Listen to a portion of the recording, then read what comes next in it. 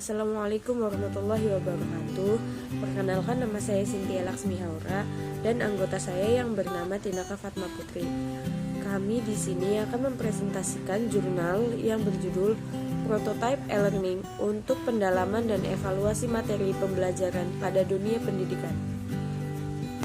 Sistem pembelajaran tatap muka merupakan salah satu metode yang efektif. Namun, ada beberapa kelemahan dalam metode tatap muka, di mana keterbatasan waktu untuk evakuasi dan diskusi. Karena waktu yang terbuang pada saat tatap muka dengan menyampaikan beberapa mata kuliah, tujuan penelitian ini adalah pengembangan prototipe e-learning di Universitas Wilalodra untuk melengkapi sistem pembelajaran tatap muka. Tahapan dalam membangun prototipe e-learning menerapkan tahapan dalam model prototipe.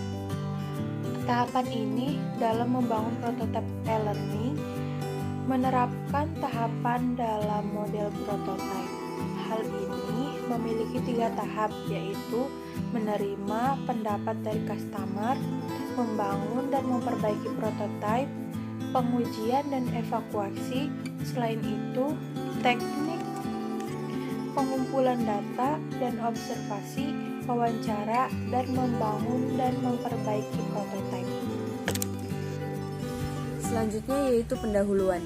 Pada masa pandemik ini, proses pembelajaran pada dunia pendidikan memerlukan inovasi terbaru agar mutu yang menyangkut pada proses pembelajaran baik berupa materi, tugas, dan lainnya, metode penyampaian materi pada saat proses pembelajaran berlangsung dapat dievaluasi. Pada sistem e-learning tersebut, pada proses pembelajaran secara tatap muka juga memiliki kekurangan seperti mahasiswa atau mahasiswi kurang fokus dengan materi yang disampaikan pada dosen. Beberapa mahasiswa seringkali tertinggal jauh yang mengakibatkan konsentrasi terbagi. Dengan pemanfaatan e-learning ini sebagai media untuk melengkapi atau meningkatkan kualitas pembelajaran, di mana ketika tatap muka, dosen hanya menjelaskan atau diskusi dengan mahasiswa atau mahasiswi yang kurang paham, dan bertujuan agar mendapatkan solusi untuk materi yang kurang dipahami. Tanpa menghilangkan proses belajar pada saat perkuliahan berlangsung, menggunakan e-learning melengkapi kekurangan pada proses pembelajaran.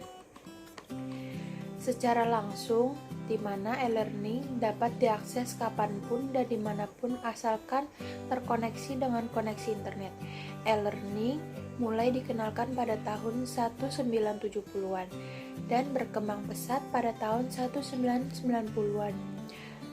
E-learning merupakan sebuah kegiatan pembelajaran yang menggunakan media elektronik dan teknologi informasi.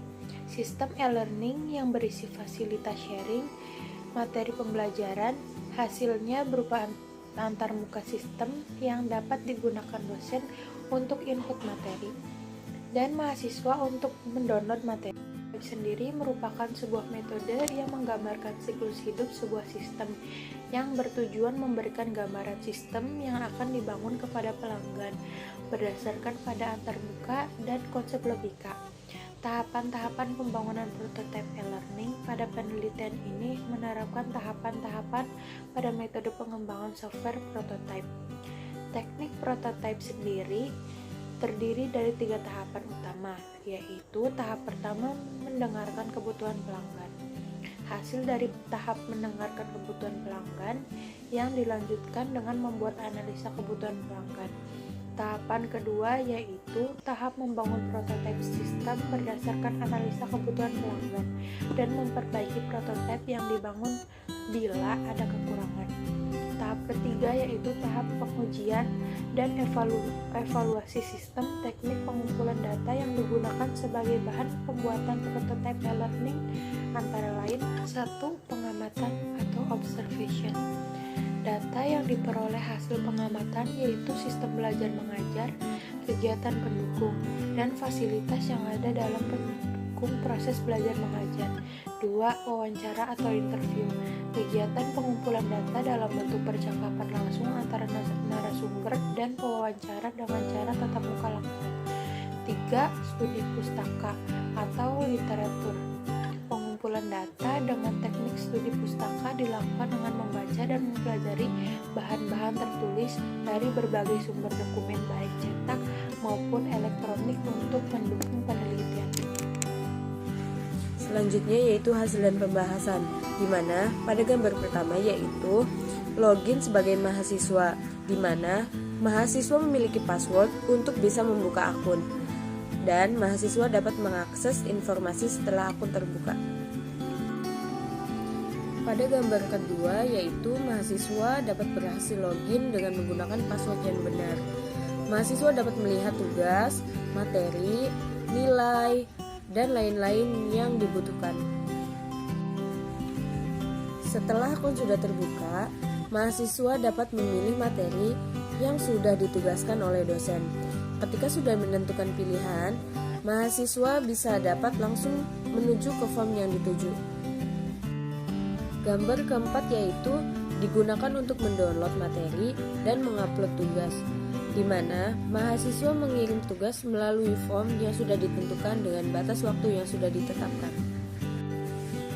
Selanjutnya yaitu kesimpulan, di mana prototipe modul e-learning yang dikembangkan sesuai sistem dan diamati oleh peneliti terbagi menjadi dua, yaitu 1.